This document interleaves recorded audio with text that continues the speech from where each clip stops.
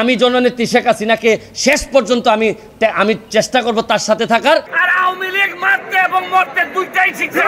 এখন দেখি কিছু ভাতলা মারে ওই খাদির মোহাম্মদ তাবিজ মারুন গাছ লাগান 2000 ফেলে এই জায়গাটুকু। এবং ব্যারিস্টার সৈয়দ সায়েদুল হক সুমন তখন বাংলাদেশ সুপ্রিম কোর্টের আইনজীবী। আন্তর্জাতিক অপরাধ ট্রাইব্যুনালের প্রসিকিউটর হিসেবে দায়িত্ব পালনকালে সামাজিক যোগাযোগ মাধ্যমে নানা অসঙ্গতি তুলে ধরে তুমুল জনপ্রিয়তা অর্জন করেন। উচ্চপদস্থ বিভিন্ন সরকারি কর্মকর্তা ও প্রভাবশালী ব্যবসায়ীদের নিয়ে সমালোচনা করতেও পিছপা হননি তিনি।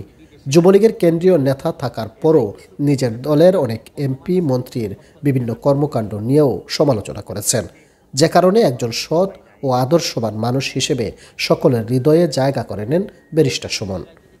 এস আলমের বিরুদ্ধে, সাইফুল আলম সাহেবের বিরুদ্ধে যে 11,000 কোটি টাকা পাচারের বিষয়ে যে মামলাটা করা হয়েছিল হাইকোর্টে, যেটা আমি নজরে নিয়ে আসছিলাম, এই যে এডিসি হারুন সাহেব কতটা দুঃসাহস হইলে এই ভদ্রলোক তাদেরকে হল থেকে তুলে নিয়ে এসে এবং থানার মধ্যে রেখে দাঁত টেনে টেনে উঠাই ফেলছেন।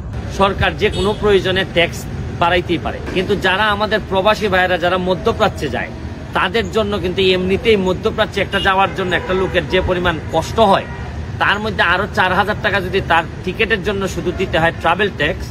চলতি বছর অনুষ্ঠিত দ্বাদশ জাতীয় সংসদ নির্বাচনে হবিগঞ্জ 4, চুরারুঘাট ও মাধবপুর আসনে স্বতন্ত্র প্রার্থী হিসেবে অংশ নেন ব্যারিস্টার সুমন। তার প্রতিদ্বন্দ্বী ছিলেন আওয়ামী লীগের তৎকালীন বেসামরিক বিমান পরিবহন ও পর্যটন প্রতিমন্ত্রী অ্যাডভোকেট মাহবুব আলী। হঠাৎ করে নির্বাচনী প্রচারণায় প্রতিদ্বন্দ্বী প্রার্থী মাহবুব আলীকে নিয়ে নানা কুরুচিপূর্ণ ও বিদ্বেষমূলক মন্তব্য শুরু করেন ব্যারিস্টার সুমন, যা তার অতীতের কর্মকাণ্ডকে প্রশ্নবিদ্ধ করে।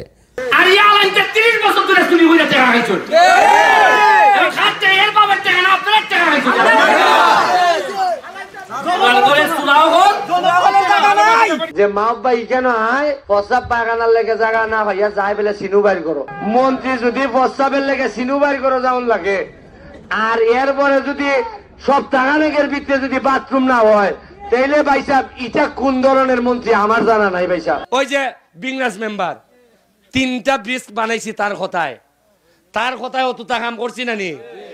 এখন দেখি কিছু ভাতলা মারে, আমি কই হাতলা মারো কিথা ওই খাদির মোহাম্মদ তাবিজ মারুন মজা মারে মাহবুব ভাই, চা বাগানের মানুষ খালি বইটা পায়। নির্বাচনে দ্বিগুণ ভোটের ব্যবধানে আওয়ামী লীগের হেভিওয়েট প্রার্থীকে পরাজিত করে সংসদে যান ব্যারিস্টার সুমন। এ সময় তৎকালীন প্রধানমন্ত্রী শেখ হাসিনা তাকে ফেসবুক এমপি হিসেবে আখ্যা দিয়েছিলেন। তবে এমপি নির্বাচিত হওয়ার পর নানা কর্মকাণ্ড আর বিদ্বেষমূলক মন্তব্য বিভিন্ন মহলে সমালোচিত হতে থাকে। সেই সাথে তার বিরুদ্ধে ভিন্ন মতাদর্শের উপর দমন পীড়নের অভিযোগ ওঠে। শুরুতে ফেসবুকে যে সামাজিক আন্দোলনের ঝড় তুলেছিলেন সেটিও বন্ধ হয়ে যায়। অনেকে মনে করেন এভাবেই ব্যারিস্টার সুমন তার কেরিয়ার ও আদর্শ ক্ষতিগ্রস্ত করেছেন। সবশেষ ছাত্র আন্দোলনে নীরব থাকা ব্যারিস্টার সুমনের সবচেয়ে বড় ভুল। আবার যখন মুখ খুলেছিলেন তখন সরকারের পক্ষে কথা বলে সাধারণ মানুষের আস্থা ও সমর্থন হারান ব্যারিস্টার সুমন। যারা আজকে আন্দোলন করে এরা তো আগুন দেয়, এরা মানুষ মারতে শিখছে। আরে আওয়ামী লীগ এরা চিনে না, আওয়ামী লীগ মারতে না মরতেও শিখছে। তোমরা তো মারতে শিখছো, আর আওয়ামী লীগ মারতে এবং মরতে দুইটাই শিখছে। আমাকে না হয় কেউ আর ফলো করবে না, আমাকে জাতীয় বেঈমান বলেন, তারপরও আমি বিশ্বাস করি আমি জননেত্রী শেখ হাসিনাকে শেষ পর্যন্ত আমি চেষ্টা করব তার সাথে থাকার, এবং আমি কোনোভাবেই জামাত বিএনপিরে এই ক্ষমতায়, এই দুর্নীতিগ্রস্ত এইরকম একটা ক্ষমতায় আসার জন্য বাধা দেওয়ার জন্য যা যা করা লাগে আমি করব।